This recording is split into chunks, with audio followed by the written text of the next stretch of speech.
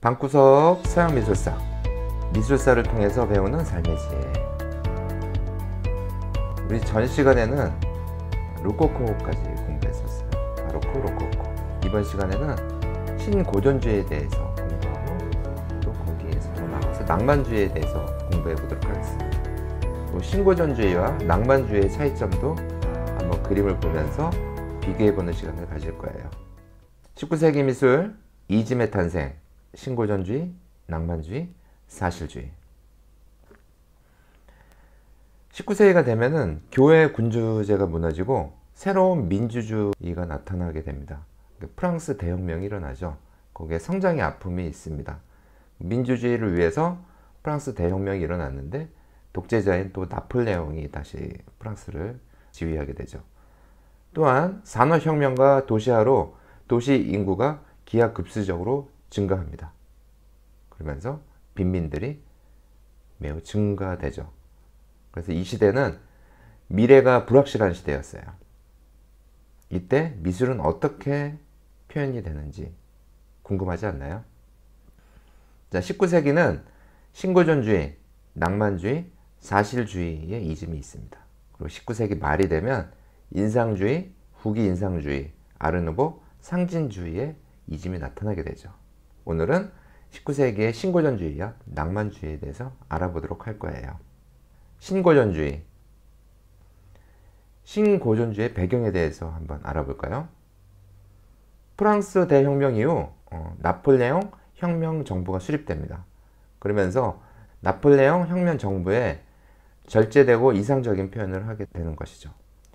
로코코 양식의 번잡스러움에 대한 반발이 일어났고 폼페이 유적의 발굴로 인해서 그리스 이념과 형식에 대한 동경이 증폭되었던 시대입니다. 더 나아가서 푸생의 고전주의에 대한 회귀가 일어나죠. 신고전주의의 특징에 대해서 알아볼까요? 프랑스 혁명과 관련된 애국적, 교훈적, 역사적, 정치적 주제를 활용하여 윤리적 규범을 강조했답니다. 이지적이고 단정한 윤곽선, 명확한 형태미, 엄격하고 균형적인 구도, 관념적인 색채를 그림에 표현을 하게 되죠. 여기서 관념적인 색채는 무엇이냐면 빨간색은 빨간색, 그러니까 사과는 그 빨간색이어야 되고 살색은 진짜 살색이어야 되는 것이, 이렇게 관념적으로 우리가 가지고 있는 색깔이 그대로 표현이 돼야 된다는 얘기입니다. 이러다가 현대 미술에 와서 야수파에서는 색깔을 자기가 생각하는 색깔로 칠하기 시작하는 거죠. 그래서 관념적인 색채는 우리가 보통 생각하고 있는 빨간색, 사과는 빨간색, 바나나는 노란색, 이런 것들로 색깔을 칠했다는 얘기예요. 작가를 알아볼까요? 작가는 다비드와 앵그르가 있었답니다. 그들의 작품을 한번 감상해 보도록 하겠습니다. 자, 이것은 다비드의 작품입니다. 나폴레옹 황제의 대관식이죠. 이 그림은 엄청 컸어요. 선생님이 루브르 박물관 갔을 때 신고전주의 미술 전시장이 따로 마련되어 있었는데 엄청 큰 벽 한 면을 이 그림이 하나가 다 차지했습니다. 이렇게 큰 그림을 어떻게 그렸을까 굉장히 신기하기도 했어요. 자, 보면 교황 비오 7세 입회 아래 파리의 노트르담 대성당에서 거행된 나폴레옹 황제 대관식을 묘사하고 있다. 다비드 화가는 이 나폴레옹을 굉장히 강하고 멋지고 이렇게 그리려고 의도한 거죠. 크게 그려서 나폴레옹의 어떤 강한 힘, 그리고 프랑스의 어떤 힘, 이런 것들을 이지적이고 균형 잡힌 구도, 이런 것들도 표현하기 시작한 거죠. 보면 프랑스 혁명과 관련된 애국적, 교훈적, 역사적, 정치적 주제를 활용한 거예요. 다비드가 그린 건데 호라티우스 형제의 맹세입니다. 프랑스 시대에 왜 로마 시대의 배경이 나올까요?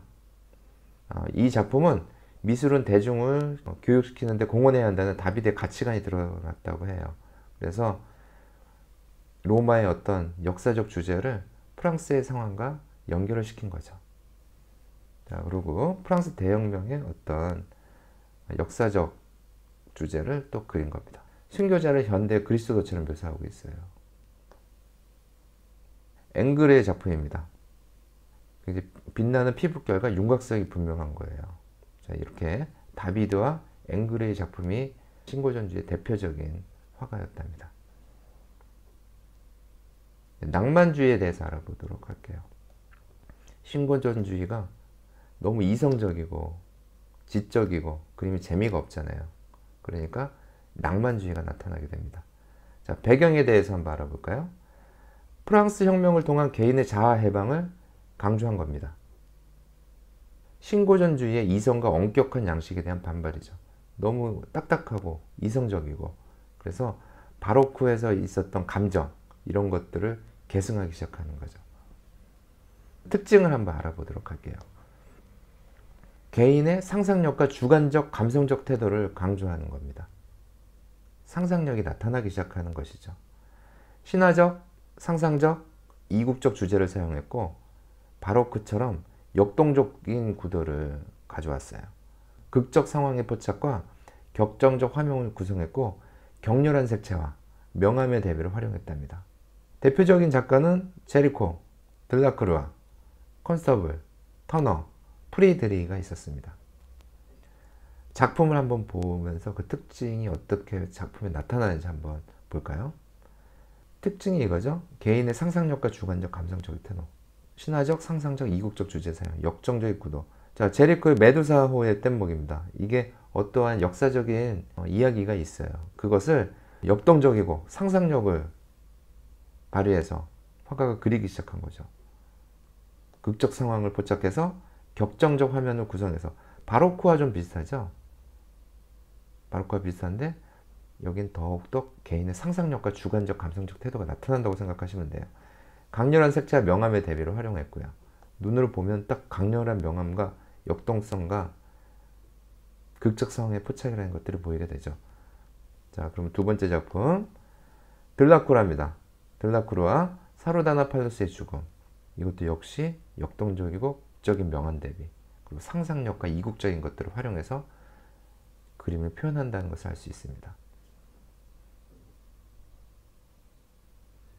자, 그렇다면 우리가 지금까지 배웠던 신고전주의와 낭만주의가 어떻게 차이점이 있는지 한번 도판을 보면서 비교해보는 시간을 가지면서 오늘 시간은 마무리를 하겠습니다. 자, 신고전주의와 낭만주의 비교인데 왼쪽에 앵그르, 그리고 오른쪽에 들라크루아.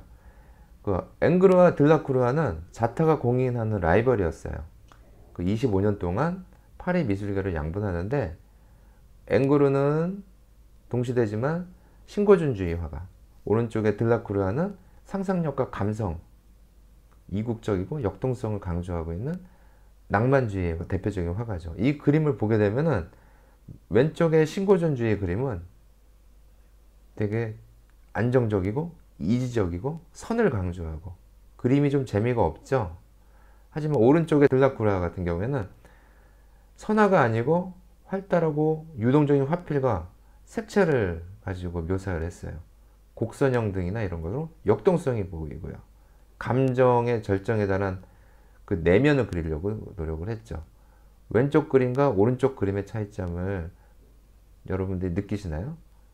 신고전주의와 낭만주의는 동시대에 나타난 이즘이지만 전혀 다른 색깔들이 있는 다양성이 있었던 그 이즘이었다고 생각이 됩니다. 자, 오늘 신고전주의와 낭만주의를 배웠는데 어떠셨나요?